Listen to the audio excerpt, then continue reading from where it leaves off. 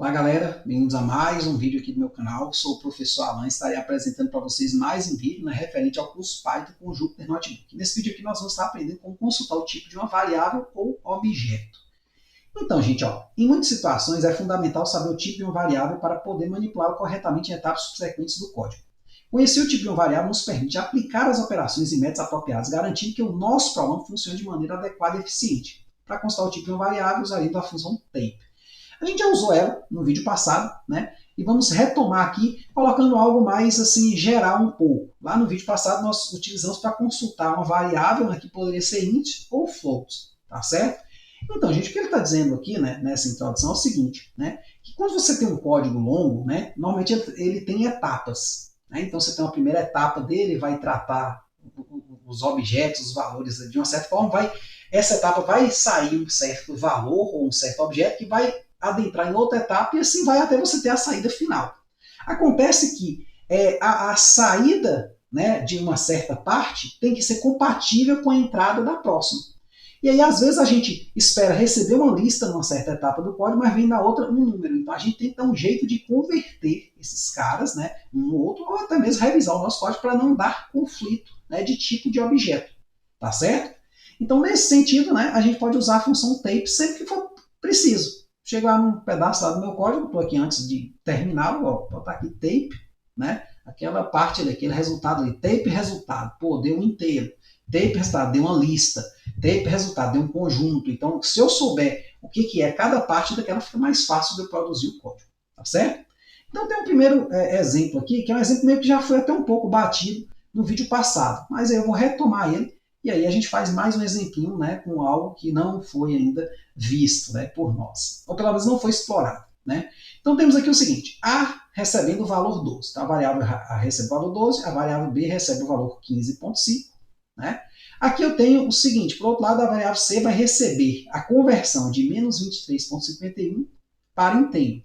E a variável D vai receber a conversão do valor inteiro 14 para um número em ponto flutuante. Eu vou imprimir eles para ter certeza de, né, do que, o que vai acontecer. Então o 12, beleza, foi impresso só o 12, tudo ok. O B também foi impresso só o B. Quando eu imprimi o C, ficou só menos 23, ou seja, a parte não inteira dele foi para o espaço. Né? Quando a gente converte, a gente joga fora a parte não inteira. Ao passo que o 14 ele ganhou 1.0. Né? Então, cuidado ao considerar 14 e 14.0 como a mesma coisa. Aí você fala, pô, professor, mas tá, os números estão saindo aqui, mas como é que eu vou saber o que é cada um? Aí você pode usar a função tape. Então, eu vou imprimir o tipo de cada um. Então, observe aqui o seguinte. O A aqui, que é o 12, né, ele não foi modificado, ele é do tipo inteiro. O 15.5, que é o B, também não foi modificado, é do tipo o quê? Float. O C, ele é o quê? É uma modificação de um número float, só que no final ele fica o quê? Inteiro. E o D é o contrário, é a modificação de um tipo float para um tipo, ou de um tipo inteiro para um tipo float. Então perceba que o 14 aqui ele é inteiro, mas a saída aqui, que corresponde ao que vai ser armazenado em D, ele é float. Tá certo? Só que não para por aí, gente. Você pode consultar praticamente o tipo de qualquer coisa dentro do Python. Quando eu falo qualquer coisa, é qualquer coisa mesmo. Né? Você tem lá algo que sai lá de uma parte do código, você pode botar print tape, aquilo ali. Tá certo? Então aqui, por exemplo, eu tenho uma lista. Uma lista é uma estrutura em Python que a gente vai estudar, né? Ela serve para colocar elementos de forma ordenada, digamos assim. Ela tem certas funcionalidades úteis, né, que a gente vai utilizar bastante, mas por enquanto isso não é importante. Mas eu tenho aqui uma lista. Lista, né, eu chamei ela de lista, né, a variável igual, aí pronto, ela vai receber esse objeto aqui. Aí eu vou imprimir para eu ver o que acontece, e também vou imprimir já o tipo dela. Então, esse código aqui ele faz o quê? Ele armazena essa estrutura aqui dentro da variável lista, ele imprime, né, e depois imprime o tipo, class list, né, ou seja, é uma lista. Por outro lado, nós também temos um conjunto, que funciona de forma diferente de uma lista. Ele tem funcionalidades diferentes. Por exemplo, no conjunto, a gente vai perceber que numa lista eu posso repetir elementos. Né? Por exemplo, vou até repetir aqui, botar o 4 repetido, aí você vai ver a diferença agora. E aqui no conjunto eu vou botar outro 4. Aqui, se eu imprimir, vamos voltar de novo e executar, vai sair um segundo 4 aqui. Então, meio que ela imprimiu do jeitinho que está aqui. Já um conjunto, por outro lado, ele funciona de forma diferente. Em conjunto, a gente estudou em matemática que um elemento repetido, ele não conta como um elemento extra. E simplesmente, num conjunto, a gente só lista o quê? Um representante para cada elemento. Claro, se um deles aparece mais do que o outro, aí não é indicado usar conjunto para armazenar. Mas vamos aqui, ó. Então aqui eu tenho um conjunto, né? Aí aqui o conjunto eu já boto entre chaves, diferente da lista que eu botei entre colchetes.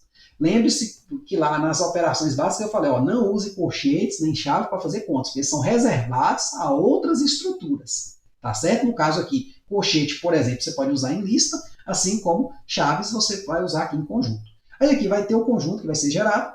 Eu vou imprimir esse conjunto para eu ver como é que ele é e vou imprimir o tipo para eu ter certeza que é um conjunto. Então, ó, colocando aqui na célula, imprimindo, nós temos o quê? 1, 2, 3, 4. Professor, cadê o outro 4? Porque um conjunto é função tipo lá em matemática. Quando você tem elementos repetidos, isso aí é só pegadinha. Você só vai considerar apenas um desses elementos na hora de escrever. E o tipo é o que? Set. Set em inglês é conjunto. Tá certo? Então, com isso aí, né, eu espero ter traduzido bem a função tape. Né? A gente vai precisar dela muito no nosso código, mas é muito mesmo. Né? Sempre quando você está enganchado no código, por exemplo, você gerou uma parte do código e quer emendar na outra, quase sempre o problema é erro de tipo, né? Uma coisa não está compatível com a outra. Aí você tem que dar um jeito de estudar o tipo dessa saída e adaptar o seu programa para receber, né, a outra parte do código, para receber essa saída, né, sendo a entrada dessa outra parte. Beleza? É isso aí, espero que vocês tenham entendido, espero que tenham gostado. Muito obrigado, gente. Até a próxima.